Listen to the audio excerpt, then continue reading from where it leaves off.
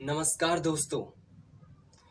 मैं Nikola Tesla के कुछ एक्सपेरिमेंट के बारे में आपको बताना जा रहा हूँ। तो चले हम बताते हैं, चलते हैं। निकोला टेस्ला को आज की दुनिया में कौन नहीं जानता। निकोला टेस्ला एक ऐसे वैज्ञानिक है जो चीज़ संभव नहीं है वो चीज़ भी उन्होंने संभव करके बताई है। निकोला टेस्ला को आज की दुनिया में इलेक्ट्रिसिटी जनरेशन के हवाले से जाना जाता है। निकोला टेस्ला ने कुछ ऐसी चीज़ों का खुफिया इन्वेंशन कर दिया था कि मानो यकीन करना काफ़ी मुश्किल हो जाता था। 1896 में उन्होंने एक अर्थ को एक जनरेटर बना डाला था जिनकी साइज इतनी छोटी थी कि वो एक पॉकेट में आ सकता था, और उनका नुकसान इतना बड़ा था कि बड़ी से बड़ी बिल्डिंग को गिरा सकता था। उन्होंने उसको टेस्ट करने के लिए अपनी लेबोरेटरी में टेस्ट किया तो उनके पड़ोसी इमेजिन करके घबराते हुए दौड़े दौड़े बाहर आया और उनको लगा कि नीचे पृथ्वी के अंदर कुछ आ रहा है या फिर भूकंप आ गया। लेकिन ये चीज़ असलियत नहीं थी, लेकिन उनको कुछ पता नहीं चला कि एक ये जनरेटर का कमाल है। फिर बाद में निकोला टेस्ला ने कुछ और चीज़ों में अपने डिवाइस का एक्सपेरिमेंट करने के लिए सोचा, तो अपने डिवाइस को लेकर अंडर कंस्ट्रक्शन में कि एक बिल्डिंग की तलाश में निकल पड़े। जब चलते चलते रास्ते में 10 मंजिला एक बिल्डिंग नज़र आई तो उनमें देखा तो वर्कर्स बहुत सारे काम कर रहे थे। तो निकोला टेस्ला ने उसी बिल्डिंग को अपना निशाना बना लिया।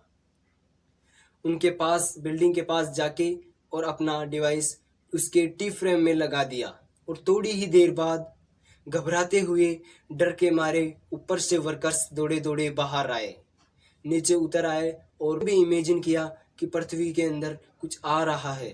पुलिस वालों को भी बुला लिया गया, लेकिन कुछ पता नहीं चला। निकोला टेस्ला ने अपना डिवाइस लिया और पॉकेट में रखा और चले आए वहाँ से। निकोला टेस्ला का मानना है कि उन्होंने एक इंटरव्यू में कहा कि ये डिवाइस हम में थोड़ी देर और रख देता तो वो बिल्डिंग गिर जाती। उन्होंने खुद एक इंटरव्यू में एक्सेप्ट की है ये बात।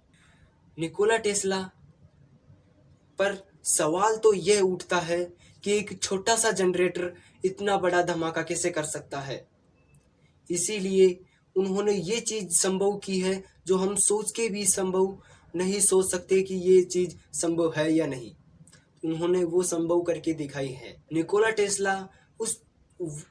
टेस्ला एक वो ही डिवाइस नहीं बनाना चाहते थे, बल्कि वो कुछ और प्रोजेक्ट्स पे काम कर रहे थे, जैसा कि एक डिवाइस से दूसरे डिवाइस में एनर्जी ट्रांसफ़र की जा सके, वो भी बिना तार और बिना किसी खर्चे के। उनमें निकोला टेस्ला की एक ज़िंदगी की बेहद ही और सबसे बड़ी अहमियत रही है कि वो अपनी ज़िंदगी में फ्रीक्वेंसी और वाइब्रेशन के स्टडी में ज़्यादा ज़िंदगी गुजरी है।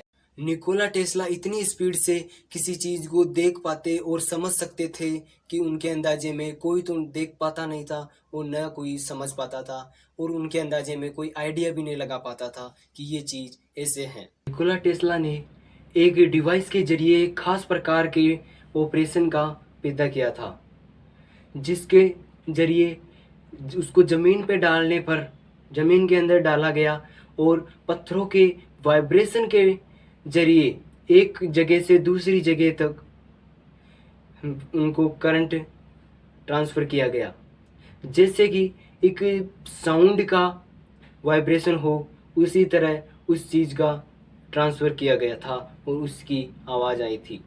एक जगह से दूसरी जगह तक डिवाइस द्वारा ट्रांसफ़र की जा सके, उसको एक फ्रीक्वेंसी को डिकोड करके एनर्जी ट्रांसफ़र या फिर इलेक्ट्रिक करंट को प्राप्त किया जा सके, जिससे एक जगह से दूसरी जगह पर